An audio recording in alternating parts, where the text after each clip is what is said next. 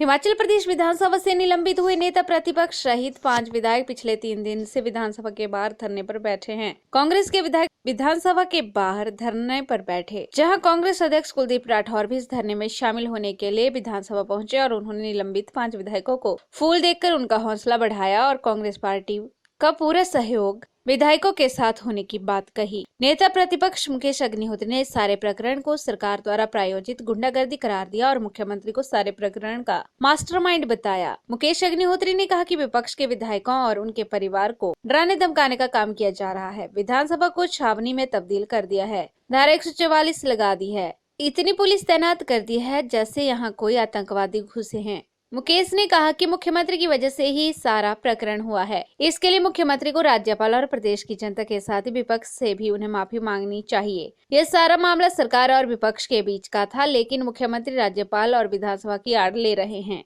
वहीं कांग्रेस अध्यक्ष कुलदीप सिंह राठौर ने विपक्ष के नेता सहित कांग्रेस के 5 विधायकों के निलंबन को सरासर गलत करार दिया और सरकार को चेतावनी भी दी कि जल्द ही इन विधायकों का निलंबन वापस लिया जाए, अन्यथा प्रदेश भर में कांग्रेस उग्र आंदोलन शुरू करेगी, जिसकी जिम्मेदारी सरकार की होगी। उन्होंने कहा कि कांग्रेस जल्द ही प्रदेश भर में धरना प्रदर्शन और विधानसभा के बाहर प्रदर्शन करेगी। जबकि मौजूदा मुख्यमंत्री के कंडक्ट की वजह से सारा हिमाचल शर्मिंदा है, पूरा प्रदेश शर्मिंदा हो रहा है, क्योंकि जो कुछ हुआ है वो सरकार की वजह से हुआ है। सरकार इसकी, हमने पहले भी कहा, सरकार इसकी मास्टरमाइंड थी और मुख्यमंत्री इसके किंगपिन थे। लोकतंत्र में सदन चलाना सरकार का जिम्मा होता है, सरकार को सदन चलाना है। सरकार कोशिश कर रही है कि किसी भी ढंग से हम जो है विपक्ष रहित जो है इस सदन को चला लें, अपना काम निकाल लें। और इनसे जो असहमति रखता है, जो इनसे डिफरेंस रखता है, डिफरेंस रखने वालों को ये दुश्मन ट्रीट करके जो है उनके ऊपर जो है दमन चक्कर चला रहे हैं, उन पे हमला कर रहे हैं।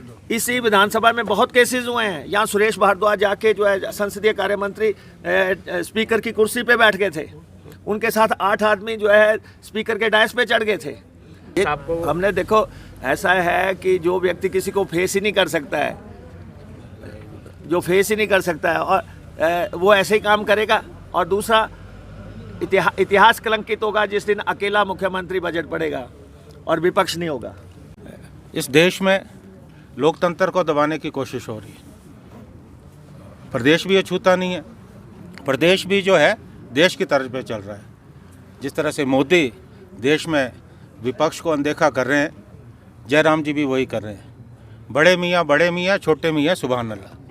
जिस ढंग से विधानसभा में ये प्रकरण हुआ और हमारे जो पार्टी के विधायक हैं उनके साथ दुर्व्यवहार हुआ, और इस दुर्व्यवहार में कोई भारतीय जनता पार्टी के आम कार्यकर्ता शामिल नहीं थे।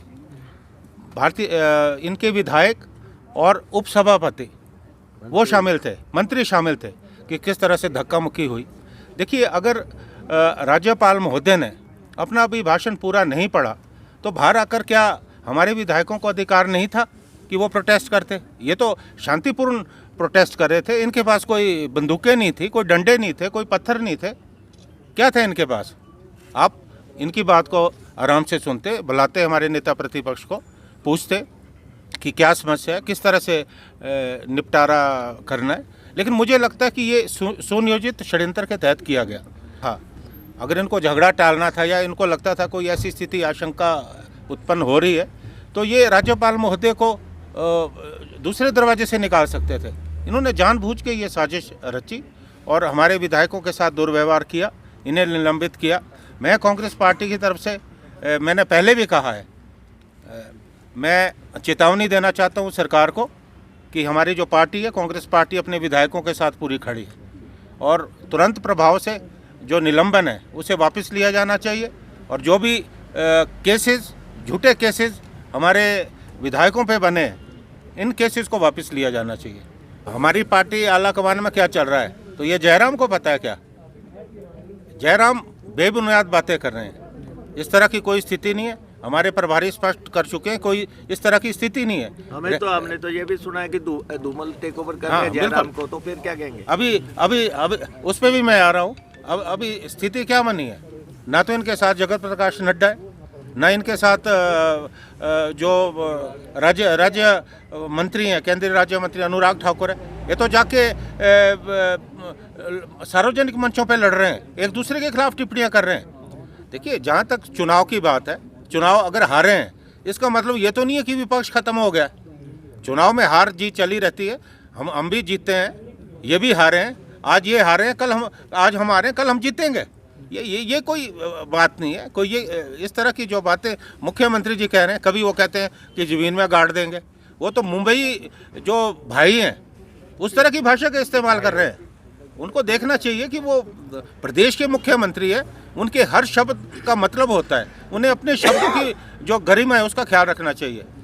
PRTV के लिए शिमला से पुष्पेंद्र की रिपोर्ट।